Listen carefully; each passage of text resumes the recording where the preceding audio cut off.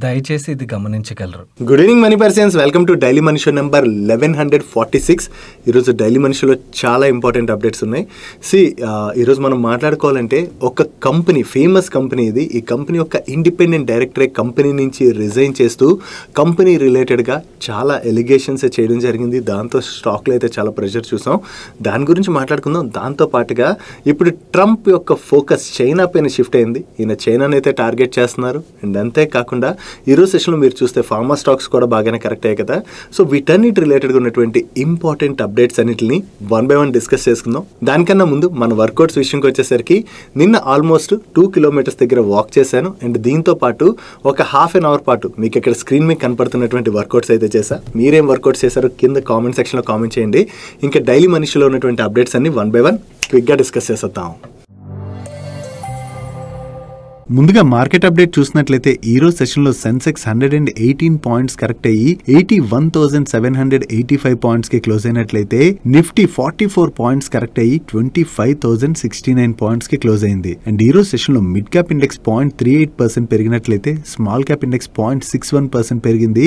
And bank Nifty 0.14% పెరిగింది. Last few days గా continuous గా పాజిటివ్ మూమెంటం కనపడిన మన ఇండియన్ మార్కెట్ లోని ఈ రోజు సెషన్ లో కొంత వాలటాలిటీ కనపడింది కదా. యాక్చువల్లీ ఈ వీక్ లోని మార్కెట్ రిలేటెడ్ గా ఒక ఇంపార్టెంట్ ఈవెంట్ ఉన్నది. మనం ఆల్రెడీ దీని గురించి మాట్లాడుకున్నాం కూడా. అదే యుఎస్ ఫెడ్ మీటింగ్. ఈ యుఎస్ ఫెడ్ మీటింగ్ ఈసారి సెప్టెంబర్ 16th and 17th అంటే రేపు ఎల్లుండి జరగబోతుంది. ఈ మీటింగ్ యొక్క అవుట్కమ్ వెడ్నెస్డే రోజు మన మార్కెట్ క్లోజ్ అయ్యాక నైట్ కి వస్తుంది. ఈసారి ఫెడ్ దగ్గర నుంచి 25 బేసిస్ పాయింట్స్ రేట్ కట్ ఉండొచ్చు అని చెప్పి మార్కెట్ లోని ఎక్స్పెక్టేషన్స్ అయితే బాగా బిల్డ్ అయ్యాయి. ఎందుకంటే రీసెంట్ గా జాక్సన్ హోల్ మీటింగ్ లోని మాట్లాడినప్పుడు యుఎస్ ఫెడ్ చైర్ అయినటువంటి జెరోమ్ పవెల్ గారి దగ్గర నుంచి రేట్ కట్ రిలేటెడ్ గా కొన్ని పాజిటివ్ స్టేట్మెంట్స్ రావడంతో పాటుగా ఈ August month US CPI data ఏదైతే వచ్చిందో అది మార్కెట్ ఎక్స్పెక్టెడ్ లెవెల్లోనే ఉండడంతో ఈసారి ఫెడ్ చైర్ దగ్గర నుంచి రేట్ కట్ రిలేటెడ్ అనౌన్స్మెంట్ రావచ్చు అని చెప్పి మార్కెట్ లోని హోప్స్ అయితే బిల్డ్ అయ్యాయి. సో చూడాలి ఈసారి ఫెడ్ దగ్గర నుంచి రేట్ కట్ రిలేటెడ్ గా అనౌన్స్మెంట్ వస్తుందా రాదా అన్నది. ఒకవేళ ఫెడ్ దగ్గర నుంచి రేట్ కట్ రిలేటెడ్ అనౌన్స్మెంట్ వచ్చినట్లయితే దాన్ని మార్కెట్స్ అయితే పాజిటివ్ గా తీసుకుంటాయి. వీటితో పాటుగా India US trade deal related గా కొన్ని ఇంపార్టెంట్ థింగ్స్ అయితే కనబడుతున్నాయి. ఈ రోజు ఈవినింగ్ మనం మార్కెట్ క్లోజ్ అయ్యే టైంకి వచ్చినటువంటి అప్డేట్ ప్రకారం యుఎస్ యొక్క ట్రేడ్ డెలిగేషన్ రేపు ఇండియాని విజిట్ చేసేటువంటి అవకాశం ఉన్నదని, దీనికోసం అని చెప్పి యుఎస్ చీఫ్ నెగోషియేటరే వస్తున్నారు. సో యుఎస్ చీఫ్ నెగోషియేటర్ ఈ రోజు నైట్ కే ఇండియాలోని ల్యాండ్ అయ్యి రేపంతా కూడా India US trade deal related గా నెగోషియేషన్స్ జరిపేటువంటి అవకాశం ఉన్నదని చెప్పి సిఎన్బిసి యాంకర్ ఆయన సోర్సెస్ ద్వారా తెలిసినటువంటి ఇన్ఫర్మేషన్ ని షేర్ చేస్తున్నారు. దీంతో పాటుగా యుఎస్ గవర్నమెంట్ ఈ ట్రేడ్ డీల్ లో భాగంగా ఇండియా రష్యా దగ్గర నుంచి ఆయిల్ అండ్ డిఫెన్స్ ప్రొడక్ట్స్ ని ఎక్కువగా పర్చేస్ చేస్తుంది కదా. ఆల్రెడీ డొనాల్డ్ ట్రంప్ కూడా దీని రిలేటెడ్ గా మల్టిపుల్ టైమ్స్ కన్సర్న్స్ ఆయన రైజ్ చేయడం జరిగిందంటే ఇండియా యుఎస్ లో ఎక్కువగా ప్రొడక్ట్స్ అమ్ముతున్నా కూడా ఆయిల్ విషయం కావచ్చు అండ్ అలాగే డిఫెన్స్ ప్రొడక్ట్స్ విషయంకి వచ్చేసరికి రష్యా దగ్గర నుంచే ఎక్కువగా కొంటుంది, మా దగ్గర నుంచి కొనట్లేదని చెప్పి ఆయన ఓపెన్ గానే స్టేట్మెంట్ ఇవ్వడం జరిగింది కదా. సో యుఎస్ గవర్నమెంట్ అయితే ఈ ట్రేడ్ డీల్ లో భాగంగా రష్యా దగ్గర నుంచి India oil and defence products ఆపేయాలని చెప్పి అడుగుతున్నట్లుగా అండ్ దీంతో పాటుగా అగ్రికల్చర్ సెక్టర్ రిలేటెడ్ గా అమెరికన్ కంపెనీస్ కి ఇండియన్ మార్కెట్ లోని యాక్సెస్ ఇచ్చే విధంగా కూడా చూడాలని యుఎస్ అఫీషియల్స్ అయితే అడుగుతున్నట్టు వీళ్ళు షేర్ చేస్తున్నారు. యాక్చువల్లీ ఈ అగ్రి సెక్టర్ విషయంకి వచ్చేసరికి దీని విషయంలోనే కదా మనం ఇప్పటి వరకు కూడా వెనక్కి తగ్గట్లేదు అగ్రి అండ్ డైరీ సెక్టర్స్ విషయంలోని. సో ఇక్కడ మాకు యాక్సెస్ ఇవ్వాలని చెప్పి వీళ్ళు మళ్ళీ అడుగుతున్నా ఇండియా అయితే వెనక్కి తగ్గేటువంటి అవకాశం అయితే లేదు. అండ్ రష్యాతో ఉన్నటువంటి రిలేషన్షిప్ గురించి కూడా మనం మాట్లాడుకోవాలంటే రష్యా ఇండియా మధ్య ఉన్నటువంటి రిలేషన్షిప్ ఇప్పటిది కాదు, చాలా లాంగ్ బ్యాక్ రిలేషన్షిప్. అండ్ ఇప్పుడు ఈ యుద్ధం అంటే రష్యా ఉక్రెయిన్ వార్ ఏదైతే జరుగుతుందో అది ఆగే వరకు కొనకూడదని అంటున్నారు అనుకోండి, అప్పుడు ఇండియా మైట్ బి అగ్రీ అవ్వచ్చు. కానీ యుద్ధం ఆగినా సరే రష్యా దగ్గర నుంచి మనం ఏ ప్రొడక్ట్స్ కొనకూడదని కానీ యుఎస్ ఆంక్షలు పెడితే దానికి ఇండియా ఒప్పుకునేటువంటి అవకాశాలు లేవు. ఎందుకంటే మన ఇండియానే కాదు యుఎస్ విషయంకే వద్దాం. యుఎస్ కి ఏవైనా సరే మంచి ప్రొడక్ట్స్ వాళ్ళకున్నాయి, ఆ ప్రొడక్ట్స్ వాళ్ళకి ఎక్కడి నుంచి తక్కువకి దొరుకుతున్నాయి వీటన్నిటిని చూసుకునే కదా కొంటది. అండ్ అంతేకాకుండా వాళ్ళకి ఏ కంట్రీతో అయితే రిలేషన్షిప్ బాగుందో ఆ కంట్రీ దగ్గర నుంచి ఎక్కువగా పర్చేస్ చేయడానికి చూస్తుంది కదా. అలాగే రష్యాతో మనకున్నటువంటి రిలేషన్షిప్ చాలా స్ట్రాంగ్ రిలేషన్షిప్ కాబట్టి ఇప్పుడు ఇండియా అయితే రష్యాతో ఉన్నటువంటి ఈ రిలేషన్షిప్ ని పాడు చేసుకోదు. ఎందుకంటే యుఎస్ ని ఇప్పుడు కూడా మనం కంప్లీట్ గా నమ్మలేము. ఇప్పుడు మనం చైనా చైనాకి దగ్గర అయ్యేసరికి అది తట్టుకోలేక యుఎస్ మన దగ్గరికి వస్తున్నది కానీ ముందు అసలు యుఎస్ ఏం చేసింది, మనల్ని అటాక్ చేయడానికే ప్రయత్నించింది కదా. అటాక్ చేసిన తర్వాత మనం ఎప్పుడైతే చైనా అండ్ రష్యాకి బాగా క్లోజ్ అయిపోతున్నామో అది నచ్చక మనం చైనా వైపు వెళ్ళకూడదని చెప్పి వాళ్ళు మన దగ్గరికి వచ్చి నెగోషియేషన్స్ చేస్తున్నారు. కాబట్టి ఇప్పుడు మన ఇండియా కూడా కొన్ని విషయాల్లోని స్ట్రాంగ్ గానే ఉండాలి. స్ట్రాంగ్ గా ఉండి మన ఇంట్రెస్ట్లు ఏవైతే ఉన్నాయో వాటిని ప్రొటెక్ట్ చేసుకుంటూ ట్రేడ్ డీల్ చేసుకున్నాం అనుకోండి, అప్పుడు మనకి లాభమే అండ్ యుఎస్ కి కూడా లాభమే. వీటితో పాటుగా ఇండియా అండ్ యూరోపియన్ యూనియన్ మధ్యన ఫ్రీ ట్రేడ్ అగ్రిమెంట్ రిలేటెడ్ గా నెగోషియేషన్స్ నడుస్తున్నాయి కదా. ఈ 14th round of negotiations October 6th నుంచి October 10th మధ్యన జరిగేటువంటి అవకాశాలు ఉన్నాయని చెప్పి మీడియా ప్లాట్ఫామ్స్ అయితే రిపోర్ట్ చేస్తున్నాయి. ఇండియా యూరోప్ తోనే కాదు వేరే అదర్ కంట్రీస్ తో కూడా ఫ్రీ ట్రేడ్ అగ్రిమెంట్ రిలేటెడ్ గా నెగోషియేషన్స్ అయితే నడుపుతున్నది. సో ఈ ఫ్రీ ట్రేడ్ అగ్రిమెంట్స్ కూడా జరిగిపోయినట్లయితే దాని వల్ల మన ఇండియా నుంచి అదర్ కంట్రీస్ కి ఎక్స్పోర్ట్స్ బాగా పెరిగేటువంటి అవకాశం ఉంది. కాబట్టి లాంగ్ టర్మ్ లోని అది మన ఎకానమీకి అయితే చాలా పాజిటివ్ కానుంది. వీటితో పాటుగా ఇప్పుడు ట్రంప్ డైరెక్షన్ అయితే చైనా పైన షిఫ్ట్ అవుతున్నట్లుగా క్లియర్ గా కనపడుతున్నది. ప్రీవియస్ గానీ ఈయన యూరోపియన్ కంట్రీస్ అన్నిటిని కూడా చైనా పైన భారీగా టారిఫ్స్ ని విధించాలని చెప్పి అడగడం జరిగింది కదా. ఇప్పుడు చైనా పైన 100% టారిఫ్స్ అయితే వేయాలని చెప్పి నాటో నేషన్స్ అన్నిటిని కూడా ట్రంప్ అడుగుతున్నట్లుగా మీడియా ప్లాట్ఫామ్స్ అయితే రిపోర్ట్ చేస్తున్నాయి. యాక్చువల్లీ రష్యా వార్ ఏదైతే జరుగుతున్నదో ఆ వార్ ఎండ్ అయ్యే వరకు కూడా నాటో నేషన్స్ అన్ని కూడా చైనీస్ గూడ్స్ పైన 50 to 100% టారిఫ్స్ ని విధించాలని చెప్పి ట్రంప్ అయితే అడుగుతున్నారు. ట్రంప్ అడిగారు కదా అని చెప్పి ఇప్పుడు నాటో నేషన్స్ అన్ని కూడా పరిగెట్టుకుని వచ్చి చైనా పైన టారిఫ్స్ వేసేస్తాయంటే అలా జరగదు. ఎందుకంటే చైనా పైన ఆ కంట్రీస్ అన్ని కూడా డిపెండ్ అయి ఉన్నాయి. చైనా దగ్గర నుంచి చాలా ప్రొడక్ట్స్ ఆ కంట్రీస్ కి అయితే ఎక్స్పోర్ట్ అవుతా ఉంటాయి. సో అలాంటప్పుడు చైనా పైన వాళ్ళు భారీగా టారిఫ్స్ వేసేసారనుకోండి, ట్రంప్ చెప్పారు కదా అని చెప్పి ఓవరాల్ గా వాళ్ళ ఎకానమీస్ దెబ్బతినేటువంటి అవకాశం ఉంది. కాబట్టి నాటో కంట్రీస్ అన్ని కూడా అటువంటి స్టెప్స్ అయితే తీసుకోకపోవచ్చు. డైలీ మార్కెట్ లో వచ్చేటువంటి ఇటువంటి ఇంపార్టెంట్ ఇన్ఫర్మేషన్ ని మీతో డీటెయిల్ గా షేర్ చేయడానికి మన మనీ పర్స్ టీమ్ ఏవైతే ఎఫర్ట్స్ పెడుతుందో ఆ ఎఫర్ట్స్ కనుక వీడియో చూస్తున్న ఏ పాయింట్ ఆఫ్ టైంలో అయినా మీకు హెల్ప్ఫుల్ అయినట్లయితే మన వీడియోని మర్చిపోకుండా లైక్ చేయడానికి ప్రయత్నించండి. అండ్ మీరు ఇదే ఫస్ట్ టైం మన మనీ పర్స్ ఛానల్కి వచ్చినట్లయితే మా నుంచి వచ్చేటువంటి ఇంట్రెస్టింగ్ వీడియోస్ రెగ్యులర్ గా ఫాలో అవడానికి మన ఛానల్ ని సబ్స్క్రైబ్ చేసుకుంటూ పక్కనున్న బెల్ ఐకాన్ లోని ఆల్ నోటిఫికేషన్స్ యాక్టివేట్ చేసుకోండి. నెక్స్ట్ ఫైబర్ ఆప్టిక్ కేబుల్స్ అవి మ్యానుఫ్యాక్చర్ చేసేటువంటి వేదాంత గ్రూప్ కంపెనీ అయిన స్టెర్లైట్ టెక్నాలజీస్ గురించి మీకు ఐడియా ఉన్నది కదా. రీసెంట్ గా ఈ స్టెర్లైట్ టెక్నాలజీస్ వాళ్ళు ఏం చేశారంటే వేరే సెక్టర్స్ లోని సర్వీసెస్ ఆఫర్ చేసేటువంటి వీళ్ళ బిజినెస్ ఏదైతే ఉన్నదో ఆ బిజినెస్ ని స్టెర్లైట్ టెక్నాలజీస్ నుంచి డీమర్జ్ చేసి సపరేట్ గా అయితే మార్కెట్ లో లిస్ట్ చేశారు. ఈ కంపెనీ పేరు STL నెట్వర్క్ అండ్ ఈ కంపెనీని వీళ్ళు ఇన్వేనియా అనేటువంటి బ్రాండ్ తోని మార్కెట్ లోకి అయితే తీసుకెళ్తున్నారు. ఈ కంపెనీ ఏం చేస్తుందంటే various sectors like cloud services, cyber security services, data centre services, fibre services, network services ఇటువంటి సర్వీసెస్ అన్ని కూడా ఆఫర్ చేసేటువంటి కంపెనీ. వీళ్ళకి ఇండియాలోని ప్రెజెన్స్ ఉన్నది అండ్ అలాగే వీళ్ళ ప్రెజెన్స్ ని UK తో పాటు అదర్ కంట్రీస్ కి కూడా వీళ్ళు ఎక్స్పాండ్ చేస్తున్నారు. ఇప్పుడు ఈ కంపెనీ గురించి మనం ఎందుకు మాట్లాడుకుంటున్నాం అంటే ఈ STL నెట్వర్క్స్ వాళ్ళకి power grid corporation of India ఉన్నది కదా. ఈ power grid corporation of India యొక్క సబ్సిడరీ కంపెనీ అయిన power grid tele services limited దగ్గర నుంచి 359 crores వర్త్ కొత్త కాంట్రాక్ట్ అయితే విన్నారు. ఈ కాంట్రాక్ట్ వీళ్ళకి డేటా సెంటర్ ఇన్ఫ్రాస్ట్రక్చర్ రిలేటెడ్ గా వచ్చినటువంటి కాంట్రాక్ట్. దీనిలో భాగంగా పవర్ గ్రిడ్ వాళ్ళ మానసార్ ఫెసిలిటీలోని డేటా సెంటర్ రిలేటెడ్ గా వీళ్ళు కంప్లీట్ గా IT and cloud infrastructure services అయితే అందించవలసి ఉన్నది. సో వీళ్ళకి కొత్తగా ఈ కాంట్రాక్ట్ అంటే ఇంత మంచి కాంట్రాక్ట్ వచ్చిందన్న అప్డేట్ తోనే ఈ రోజు సెషన్ లో మనకి STL నెట్వర్క్స్ లిమిటెడ్ స్టాక్ లో అయితే చాలా పాజిటివ్ ఉండడం కనపడింది. యాక్చువల్లీ స్టెర్లైట్ టెక్నాలజీస్ నుంచి సెపరేట్ గా డీమర్జ్ అయ్యి లిస్ట్ అయినటువంటి ఈ కంపెనీ గురించి పెద్దగా ఇంకా మార్కెట్ లో అయితే అంత ఐడియా లేనట్టుంది. సో ఒకసారి మీలో ఎవరైనా ఇంట్రెస్టెడ్ ఉన్నట్లయితే ఈ బిజినెస్ గురించి చదవడానికి ప్రయత్నించండి. బిజినెస్ అయితే కొంత ఇంట్రెస్టింగ్ గానే అనిపిస్తున్నది. అండ్ వీళ్ళు రీసెంట్ గా ఒక యాన్యువల్ రిపోర్ట్ ని కూడా రిలీజ్ చేశారు. ఈ యాన్యువల్ రిపోర్ట్ లో మీరు చూసినట్లయితే వీళ్ళు data centre, defence, health care and education, BFSI, energy and mining ఇటువంటి వేరే సెక్టర్స్ లోని వీళ్ళ సర్వీసెస్ అందిస్తున్నారు. అండ్ అలాగే ఇండియాతో పాటుగా అదర్ కంట్రీస్ కి కూడా వీళ్ళ ఫుట్ ప్రింట్స్ ని ఎక్స్పాండ్ చేస్తున్నట్టుగా షేర్ చేస్తున్నారు. వీటితో పాటుగా వీళ్ళ యాన్యువల్ రిపోర్ట్ లోని కంపెనీ ఉన్నటువంటి ఆర్డర్ బుక్ రిలేటెడ్ గా కావచ్చు, వీళ్ళ ఫైనాన్షియల్స్ రిలేటెడ్ గా ఇటువంటి చాలా ఇన్ఫర్మేషన్ అయితే షేర్ చేయడం జరిగింది. సో కంప్లీట్ గా కవర్ చేసినట్లయితే వీడియో లెంత్ పెరిగిపోతుంది కాబట్టి కవర్ చేయట్లేదు. ఎవరైనా ఒకవేళ ఇంట్రెస్టెడ్ ఉన్నట్లయితే ఒకసారి చదవడానికి ప్రయత్నించండి. చదివి మీకు అర్థమైన తర్వాత ఒకవేళ ఇంట్రెస్టెడ్ గా ఉన్నదనుకోండి, అప్పుడు మీరు మీ ఇన్వెస్ట్మెంట్ రిలేటెడ్ డెసిషన్ అనేది తీసుకోవచ్చు. ఈ రోజు 5% పెరిగిన తర్వాత కూడా ప్రెసెంట్ ఈ stock around 22 rupees or 23 rupees దగ్గరలో ట్రేడ్ అవుతుంది. ఒకసారి యాన్యువల్ రిపోర్ట్ అయితే చూడడానికి ప్రయత్నించండి. నెక్స్ట్ బాస్మతి రైస్ ప్రొడ్యూసర్ అయినటువంటి KRBL లిమిటెడ్ స్టాక్ లోని మార్నింగ్ నుంచి చాలా ప్రెషర్ కనపడింది కదా.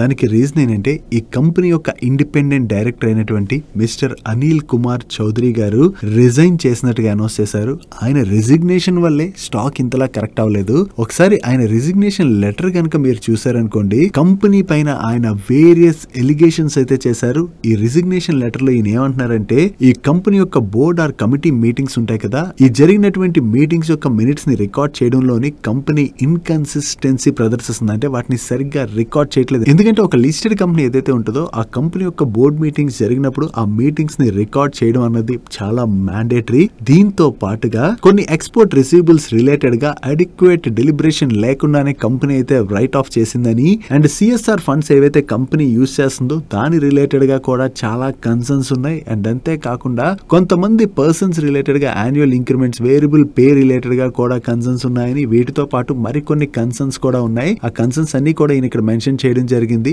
వీటన్నిటి వలన ఆయన రిజైన్ చేస్తున్నట్లుగా కంపెనీ అయితే స్టేక్ హోల్డర్స్ యొక్క ఇంట్రెస్ట్ ని ప్రొటెక్ట్ చేసేందుకు గాను వీటన్నిటిని కూడా రిజాల్వ్ చేసుకుంటుందని చెప్పి ఆయన అనుకుంటున్నట్లుగా ఈ రిజిగ్నేషన్ లెటర్ లోని మెన్షన్ చేసి ఆయన రిజైన్ చేసేయడం జరిగింది. ఎప్పుడైనా ఒక కంపెనీ యొక్క కార్పొరేట్ గవర్నెన్స్ విషయంలోని ఇటువంటి నెగిటివ్ రిమార్క్స్ గనక పడ్డాయనుకోండి, దాన్ని మార్కెట్ ఆబ్వియస్ గా నెగిటివ్ గానే తీసుకుంటుంది. ఎందుకంటే కంపెనీ యొక్క ఫైనాన్షియల్ పెర్ఫార్మెన్స్ ఒక క్వార్టర్ 2 క్వార్టర్లో బాగాలేదనుకోండి, అది పెద్ద మ్యాటర్ కాదు. బట్ కార్పొరేట్ గవర్నెన్స్ సరిగ్గా లేదు, కంపెనీ ఇటువంటి తప్పులు చేస్తుంది అనుకోండి, ఆ తప్పులు చేసేటువంటి కంపెనీస్ ఏవైతే ఉంటాయో అవి ఫ్యూచర్ లో కొలాప్స్ అయ్యేటువంటి అవకాశం ఉంటుంది. కాబట్టి అలాంటి మ్యాటర్స్ ని మార్కెట్ ఆబ్వియస్ గా నెగిటివ్ గా తీసుకుంటుంది. దాంతోనే కేఆర్బిఎల్ స్టాక్ లో ఇంత ప్రెషర్ కనపడింది. సో ఈ ఇండిపెండెంట్ డైరెక్టర్ చేసినటువంటి ఎలిగేషన్స్ రిలేటెడ్ గా కేఆర్బిఎల్ వాళ్ళు కూడా క్లారిఫికేషన్ అయితే రిలీజ్ చేశారు. కంపెనీ పైన ఎలిగేషన్స్ ఏవైతే వచ్చాయో ఈ కార్పొరేట్ గవర్నెన్స్ ఎలిగేషన్స్ రిలేటెడ్ గా ఇండిపెండెంట్ డైరెక్టర్స్ తోని బోర్డు అయితే మీటింగ్ సెపరేట్ గా కండక్ట్ చేసిందని, కంపెనీ అయితే అన్ని రూల్స్ ని కూడా సరిగ్గానే ఫాలో అవుతున్నది.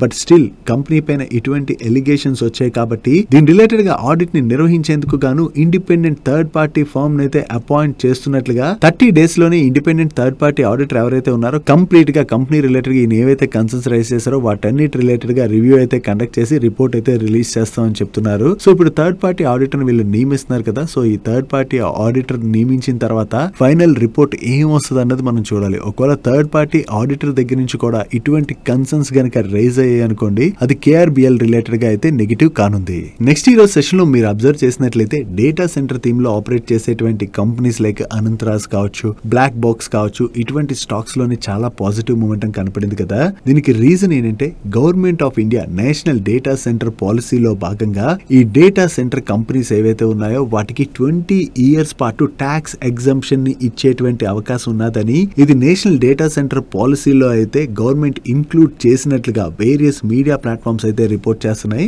కాకపోతే ఈ 20 years ట్యాక్స్ ఎగ్జంప్షన్ ని పొందాలంటే ఈ డేటా సెంటర్ కంపెనీస్ ఏవైతే ఉంటాయో అవి certain target capacity, efficiency and employment, అంటే ఎంప్లాయ్మెంట్ జనరేట్ చేయడం కూడా ఇంపార్టెంట్ కదా. సో వీటన్నిటిని కనుక మీట్ అయినట్లయితే 20 years వరకు కూడా ఈ డేటా సెంటర్ కంపెనీస్ కి ట్యాక్స్ ఎగ్జంప్షన్ ఇవ్వడానికి అని చెప్పి గవర్నమెంట్ చూస్తున్నట్లుగా, వీటితో పాటుగా ఈ డేటా సెంటర్ రిలేటెడ్ గా యూజ్ చేసేటువంటి construction material, cooling systems, HVAC, electrical equipments పైన జిఎస్టీ ఇన్పుట్ ట్యాక్స్ క్రెడిట్ ని కూడా ఇవ్వడానికి అని చెప్పి గవర్నమెంట్ చూస్తున్నదని, అండ్ అంతే కాకుండా 100 మెగావాట్ కెపాసిటీతోని ఆపరేట్ చేసేటువంటి ఆర్ లీజ్ చేసేటువంటి కంపెనీస్ ఏవైతే ఉంటాయో ఆ కంపెనీస్ కి ఇండియాలోని పర్మనెంట్ ఎస్టాబ్లిష్మెంట్ స్టేటస్ ని కూడా పొందేటువంటి అవకాశం ఉన్నదని, అండ్ వీటితో పాటుగా ఈ కంపెనీస్ కి ఏ పుష్ కూడా ఇచ్చేందుకు గాను ఏవైతే ఎలిజిబుల్ ఫర్మ్స్ ఉంటాయో ఆ ఫర్మ్స్ అన్నిటికీ వాళ్ళ డేటా సెంటర్ ఫెసిలిటీస్ ఎక్కడైతే ఉన్నాయో అదే సిటీస్ లోని ఏ development centres or global capacity hubs ని సెటప్ చేసుకునేందుకు గాను గవర్నమెంట్ అయితే పర్మిషన్ ఇచ్చేటువంటి అవకాశం ఉన్నదని చెప్పి కూడా వీళ్ళు షేర్ చేస్తున్నారు. సో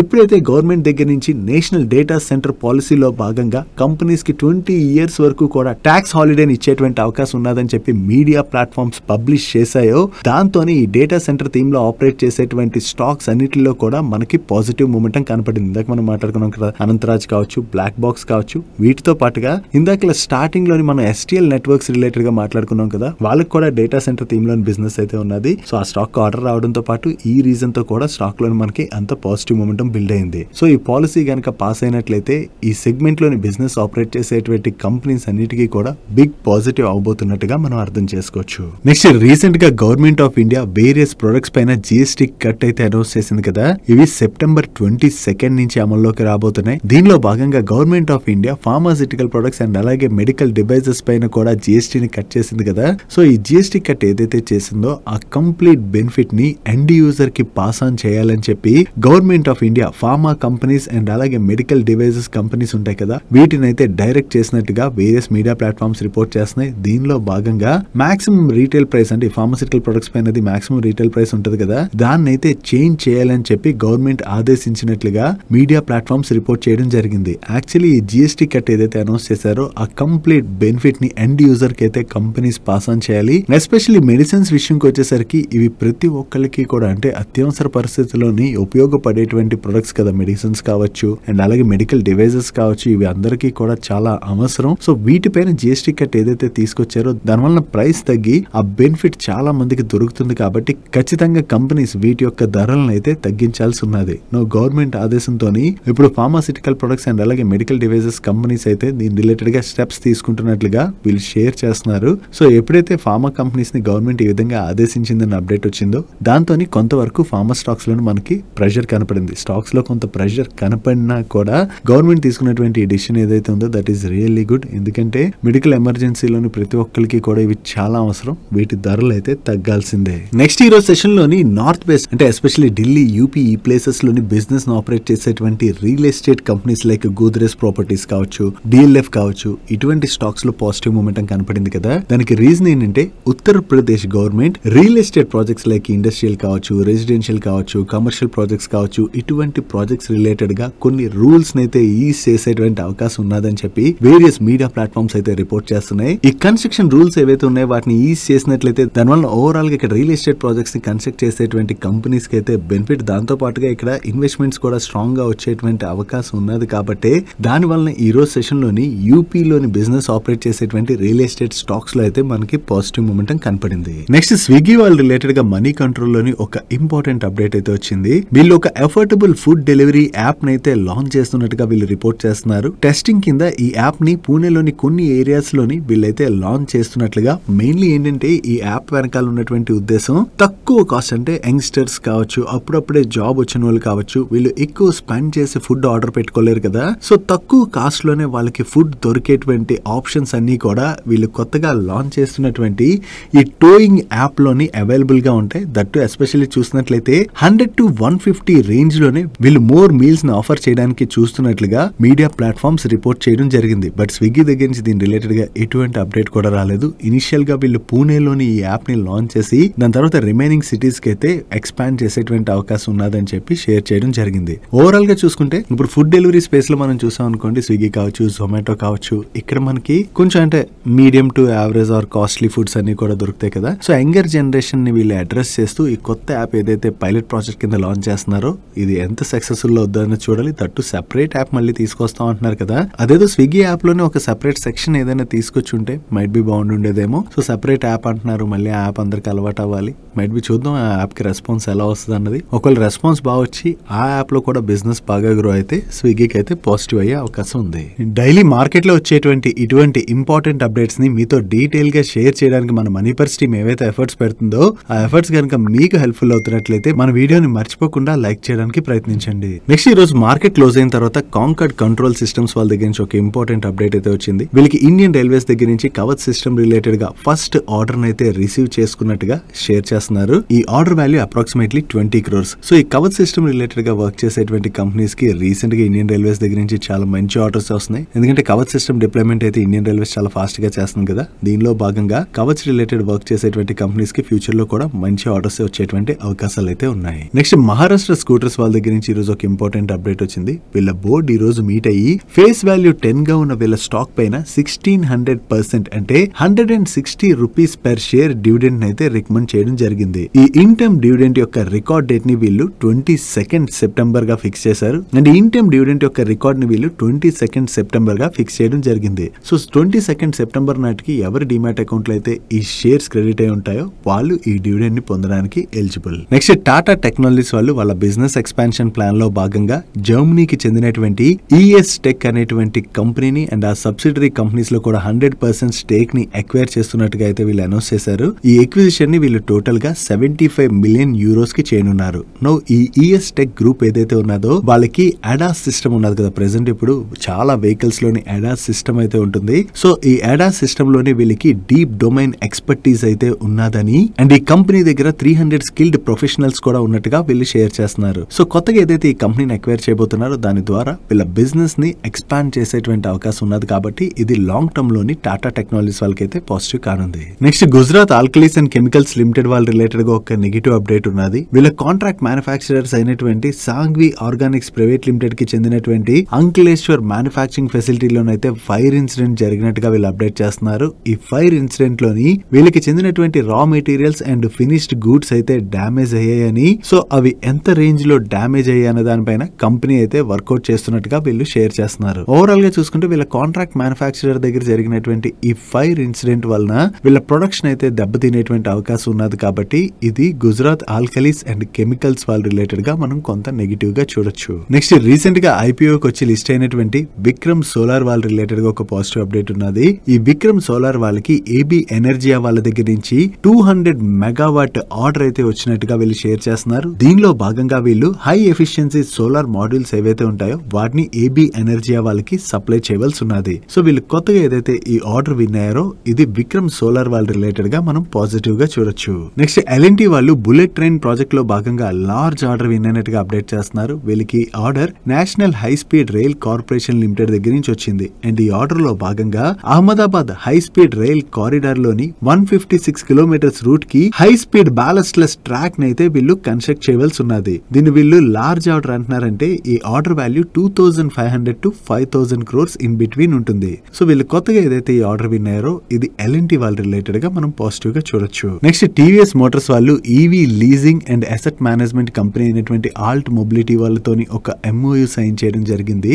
ఈ ఎంఓయూ లో భాగంగా ఫైనాన్షియల్ ఇయర్ 25-26 లోని టీవీఎస్ మోటార్స్ వాళ్ళు ఈ ఆల్ట్ మొబిలిటీకి 3000 TVS electric 3-wheelers which includes passenger and cargo vehicles ని డిప్లాయ్ చేయబోతున్నట్టుగా వీళ్ళు షేర్ చేస్తున్నారు. వీళ్ళు డిప్లాయ్ చేయబోయేటువంటి వెహికల్స్ ని ఈ ఆల్ట్ మొబిలిటీ వాళ్ళు ప్రొక్యూర్ చేసి వాటిని లీజ్ అండ్ ఫైనాన్షియల్ సొల్యూషన్ తో పాటుగా కంప్లీట్ ఈకో సిస్టమ్ అయితే బిల్డ్ చేయడం ద్వారా ఎలక్ట్రిక్ వెహికల్స్ లీజ్ కి తీసుకుందాం అనుకుంటున్నటువంటి కస్టమర్స్ కి హ్యాసల్ ఫ్రీ సర్వీసెస్ అయితే ప్రొవైడ్ చేయబోతున్నట్టుగా వీళ్ళు షేర్ చేయడం జరిగింది. సో ఈ కొత్త పార్ట్నర్షిప్ ద్వారా టీవీఎస్ మోటార్స్ వాళ్ళు వాళ్ళ ఎలక్ట్రిక్ వెహికల్ పెనిట్రేషన్ అయితే చాలా స్ట్రాంగ్ గా చేయడానికి ప్రయత్నిస్తున్నారు కాబట్టి ఇది టీవీఎస్ మోటార్స్ వాళ్ళ రిలేటెడ్ గా మనం పాజిటివ్ గా చూడొచ్చు. నెక్స్ట్ రైల్వే పిఎస్యూ కంపెనీ అయినటువంటి రైల్టెల్ స్టాక్ ఈ రోజు మార్నింగ్ నుంచి కూడా చాలా పాజిటివ్ గా రియాక్ట్ అయింది కదా.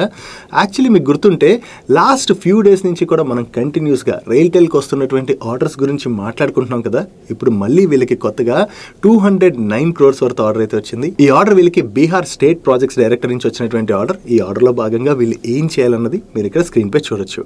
సో ఏ కంపెనీకైనా సరే ఇలా కంటిన్యూస్ గా ఆర్డర్స్ వచ్చాయనుకోండి, ఇదంతా ఏమవుతుంది, వీళ్ళ ఆర్డర్ బుక్ స్ట్రాంగ్ గా గ్రో అవుతుంది కదా.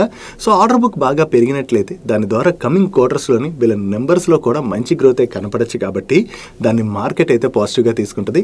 దాంతో ఈ రోజు సెషన్ లో రైల్టెల్ స్టాక్ లో మనం పాజిటివ్ మూమెంటం చూసాం. నెక్స్ట్ శక్తి పంప్స్ రిలేటెడ్ గా మాట్లాడుకోవాలి. ఈ శక్తి పంప్స్ వాళ్ళకి రీసెంట్ గానే పిఎం కుసుమ్ స్కీమ్ లో భాగంగా మహారాష్ట్రలోని 34,000 పైనే సోలార్ ఫోటోవాలిటిక్ పంప్స్ ని సప్లై చేసేందుకు గాను అప్రూవల్ వచ్చింది కదా.